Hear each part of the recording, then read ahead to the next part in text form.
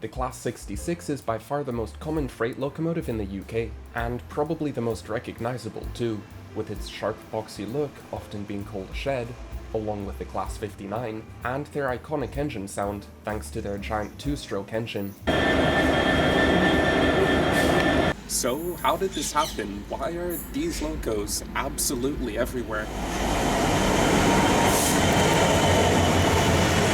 Right, the beginning for the Class 66 starts back in 1996. At the English, Welsh and Scottish Railway Company, or just EWS, a brand new company that just took over 5 British rail businesses, from which it had inherited a lot of old, unreliable locomotives. EWS finally decided that their low availability, high maintenance costs, and a lack of standardization were not in fact good things, and decided that it was time for some new locomotives. At the time, the heaviest trains would have been pulled by the very reliable Class 59, designed and built by General Motors' Electromotive Division, or just EMD.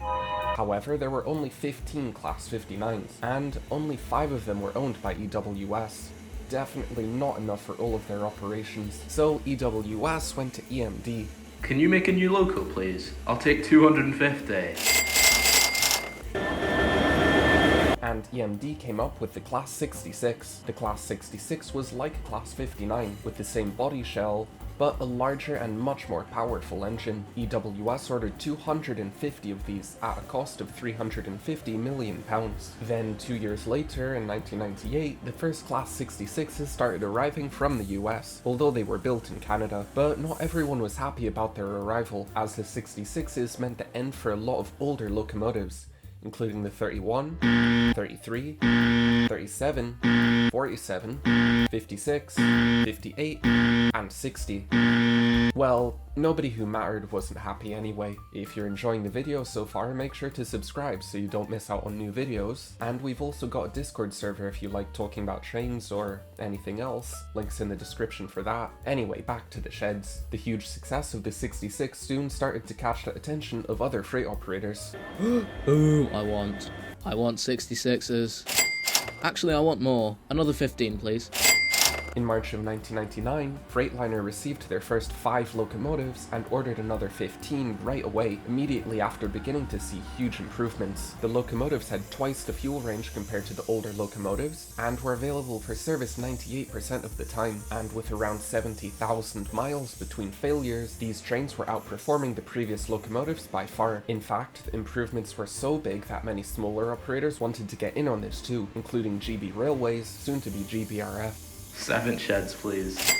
All of the 66s at this point were basically the same. That is until Freightliner ordered the next 25. 25 low gear ratio 66s, please. These had a lower gear ratio and a higher tractive effort, allowing them to pull heavier trains, although at a lower speed. 10 66s, please. In 2002, DRS decided that they wanted the 66 now too, so we got 66s pulling the Tesco Express now.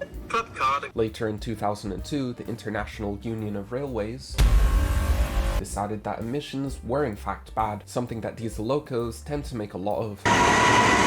You know, like pollution and lung diseases and that sort of stuff, meaning that the remaining ancient locos needed to go now. Fortunately, General Motors had already developed a low-emission version of the Class 66, which emitted fewer NOx gases and burnt its fuel more efficiently. This left a lot of people wanting 66s. 53 were ordered in a single day. Changes to the injectors, pistons, and fuel tank, and an improved cooling system all allowed it to run with lower emissions. 6 sheds, please. Fastline Freight finally gave in and made an order, but then went bankrupt in 2009. DRS eventually took their order. Yay, new locos. Then the final operator to get 66s was Colas in late 2009. 5 sheds, please. Due to stricter emissions regulations, no more 66s could be ordered, with the last British 66 arriving in 2016. Because they're so standardized and reliable, they got swapped between operators many times, and some even went to mainland Europe, and also sold to places as far as Egypt. I'm probably not going to go into the details of all of this, because half of it is just numbers changing, and I probably can't tell you that much about railways outside Britain. But yeah, with 480 Class 66s built for the the UK, that's seriously impressive, and they will definitely be around for a long time. Maybe displaced a bit by locos like the 93s and the Flakes, but they're not going anytime soon. Anyway, that's sort of everything about the Class 66, and I'll see us next time.